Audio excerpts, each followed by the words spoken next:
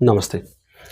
आज हामी एउटा यस्तो टपिकको बारेमा कुरा गर्न गइरहेछौँ जुन चाहिँ तपाईलाई कहीँ न कहीँ यदि शेयर बजारमा रहेर कारोबार गर्न चाहनुहुन्छ अथवा कारोबार गर्दै हुनुहुन्छ भने चाहिँ एकदमै काम लाग्न सक्छ।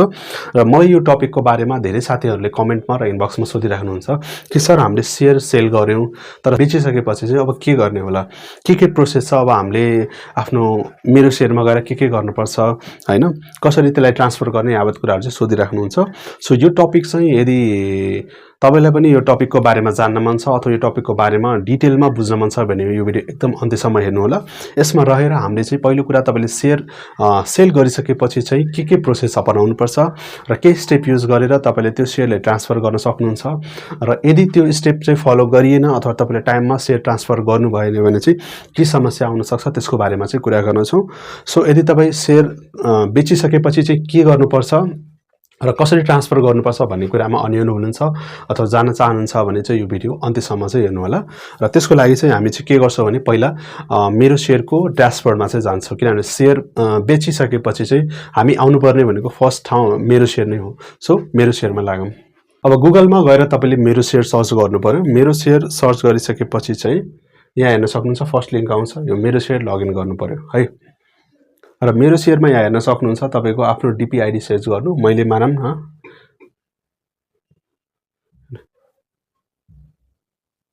यो चुज गरे र यो लगइन भयो है। मेरो शेयरको तपाईको ड्यासबोर्ड लगइन भयो। अब तपाईले शेयर बेचिसक्नु भएको छ र बेचिसकेपछि चाहिँ के गर्नु पर्यो भने फर्स्ट स्टेप चाहिँ तपाईको यहाँ यो लेफ्ट लाइनमा चाहिँ हेर्न सक्नुहुन्छ हैन। लगभग यहाँ तीनवटा लाइन हुन्छ, यो आउँछ है। यो क्लिक गर लेफ्ट साइडमा तीनवटा धर्को जस्तो हुन्छ हैन, तीनवटा यस्तो धर्को हुन्छ। त्यसमा क्लिक गर्नुभयो भने चाहिँ यसरी देख्छ है। अब शेयर बेचिसकेपछि चाहिँ फर्स्टमा चाहिँ तपाईले के गर्नु पर्यो भने त्यो शेयरको WACC क्याल्कुलेट गर्नु पर्यो है। ट्रान्सफर पछि हुन्छ तर शेयर गरिसकेपछि तपाईले पहिला चाहिँ गर्नुपर्ने काम भनेको WACC। यहाँ चाहिँ मेरो शेयरको ड्यासबोर्ड खुलिसकेको छ र अब यो ड्यासबोर्डमा चाहिँ के गर्नु पर्यो भने लेफ्ट साइडमा चाहिँ यहाँ हेर्नु तीनवटा लाइन छ, यसमा चाहिँ क्लिक गर्नु पर्यो।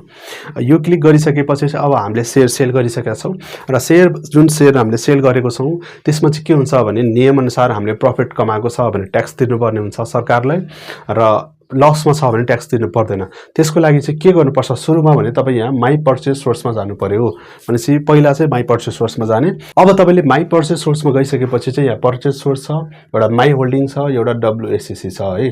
अहिले यहाँ तीनवटा आइकन छ। यहाँ चाहिँ जान्नुपर्ने के हुन्छ भने हामीले